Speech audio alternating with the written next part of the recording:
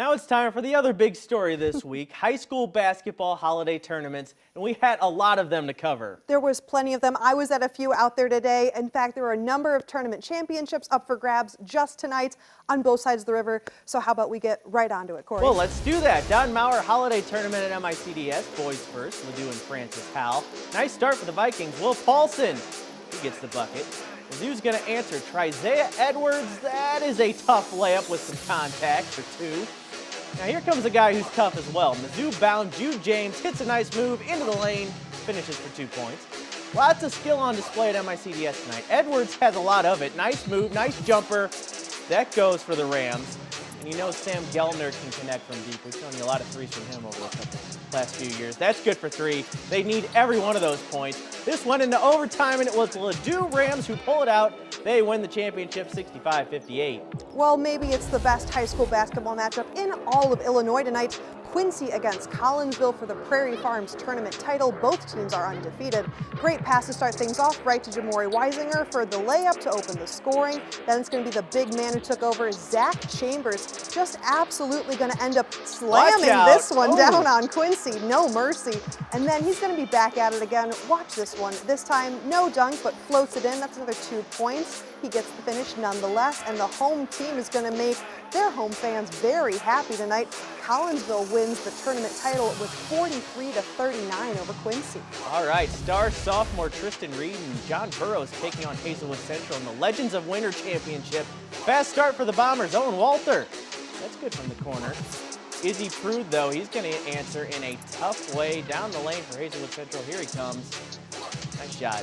Travis Green III, he can finish for Hazelwood Central as well. Nice bucket for the Hawk star there. Burrows trying to get their 6'8" center going, who I mentioned earlier, and this is going to do it. Jam time coming up for Tristan Reed. Look out below. Oof, he's just a sophomore. Another nice bucket coming up for Burrows in the first here. Ramsey Salam down the lane. That's good for a lay-in. Burrows wins 60-49 to take the tournament title. Then you have one of the best rivalries in Illinois, Breeze Central trying to beat Mater Dei. The Cougars are going to take an early lead. Look at this deep throw. That's going to be a quick basket for them, but the Lady Knights also not going to waste any time. Really Butler connecting from the 3. Then it's going to be Central senior Caden Schroeder. Watch this one. I can do that. I got 3. Mater Dei sets up wide to find another one of their baskets. This one's going to be Alyssa Kirkmeyer. She's going to take that ball, finally floats in. Eventually, you're going to have another basket coming in from Mater Dei. Look at this one, another corner.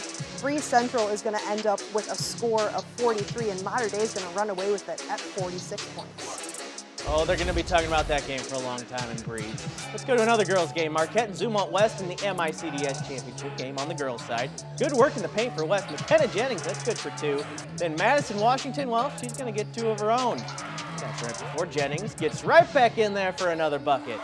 Marquette would put on a valiant comeback. Jessica Alexander steals, finishes in the lane, and then Marianne Kenyon with a prayer. That's going to go in for 3. Not enough, though. Zumwalt West wins 42-36 to take home the championship. Well, how about, I know you all are going to be a fan of this, Corey, you as well. It's going to be Alton Marquette against Columbia for the Freeburg-Columbia Holiday Great tournament. Just a killer one. The Columbia Eagles are going to fly high early with this 3, going in smoothly right there. The Marquette Explorers are going to connect with their Jaden Rochester to throw it in under the basket for 2. But then Micah James going to find a sweet spot behind the line for a Columbia 3. That's nothing but net. Eventually, it's going to be some defense, getting a big old steal there for Columbia. It's going to be a sophomore Brody Lanegraf. And then Marquette plays, a little keep away, 1, 2, 3, put it in. That's 2 points for them. This is probably one of my favorite plays of the game. From behind, flip it, reverse it. Sam Donald that Jim's going crazy. Just gets it. Look at that student section. They're going to love it. But it's Columbia who scores 46 to Alton Marquette's 35. All right, arguably the match of the year for the girls came last night in the visitation tournament final. John Burrows and Incarnate Word. This was an absolute back-and-forth slugfest. Navia Caffey starts things with a corner 3. And Brianna Word, well, she's going to answer back with an athletic layup on the other end for Burrows. Look at this move coming up from Incarnate's Abby Sextro. Head fake. Here she comes. Head fake.